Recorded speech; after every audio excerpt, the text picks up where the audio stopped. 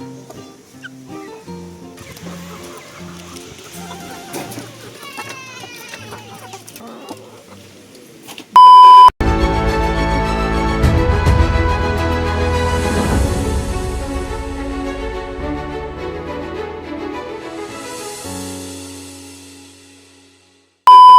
gauso, ayan, samahan nyo ako na i-check natin yung mga itlog ng manok natin dito. Let's go! Nandito tayo sa kulungan ng manok. Bubuksan natin to ngayon. So, kinukulong namin yung manok dito kasi may alam nyo naman na may mga tanim akong mga gulay dito kasi isa sila sa mga peste, diba, sa mga gulay. Yung Rhode Island dati meron kami nito, marami kami nito pero binenta na namin. So ito hiniram lang namin sa kaibigan namin doon kila Rex. Shoutout kay Rex. So ito naman, hindi na to siya pure na Rhode Island, may halo na to na ano, yung manok na to. Tingnan nyo naman. Pero yung kulay talaga, kuwang-kuwa talaga ng Rhode Island, no? So, pero yung itlog niya hindi nagbabago, ganun pa rin, malaki pa rin yung itlog niya. Ayan, baka tayo tukain ng manok. So, ito yung itlog niya. So, ayan. Tingnan nyo, mga large yung itlog ng manok na to. So, hindi pa rin nagbabago, malalaki pa rin yung itlog niya. So, ayan, pinaparami namin yung itlog kasi ano namin, yung mga similya to, pinapasisiw namin. Kasi, itong pinaghiraman namin na manok, syempre, bibigyan din namin ng mga sisiw. So, ayan o. Ilan na yung itlog? 1, 2, 3, 4, 5, 6, 7, 8 na yung itlog. Ayan o. Parang yung sa tindahan na binibenta. Pero, pag pure talaga na Rhode Island, yung kulay ng itlog is kulay brown talaga. Pero ito, light brown na siya. O, tingnan nyo.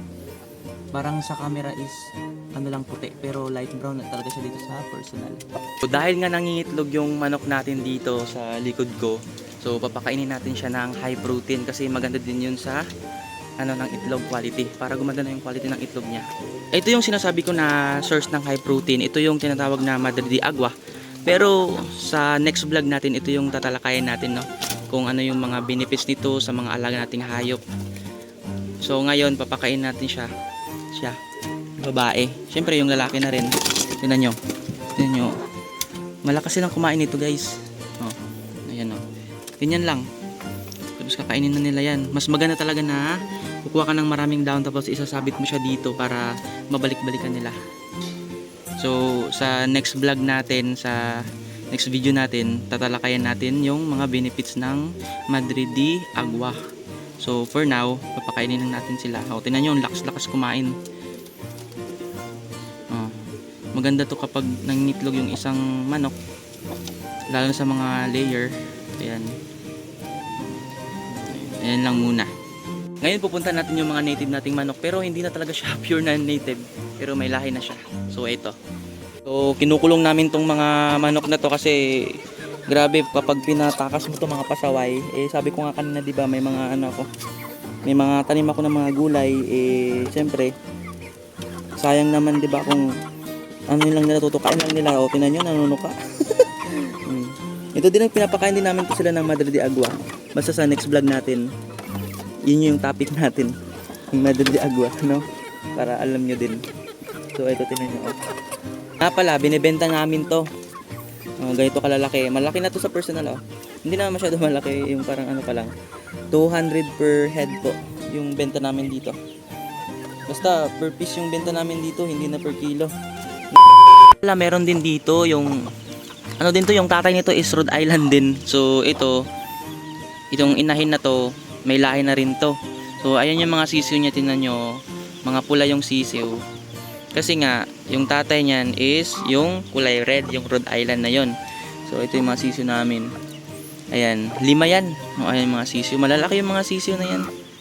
So tapos ayun, 'di ba, may nakita nyo kanina, may mga itlog pa doon. So papapisain natin yon.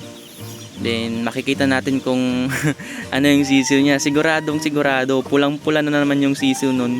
Kasi 'di ba yung Rhode Island is kulay red. Ayan yung mga manok namin dito lang.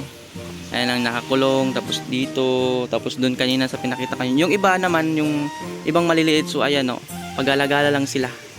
So hindi pa namin kinukulong kasi hindi naman masyado silang pasaway na katulad nung mga nakakulong doon na grabe talaga, mapanira.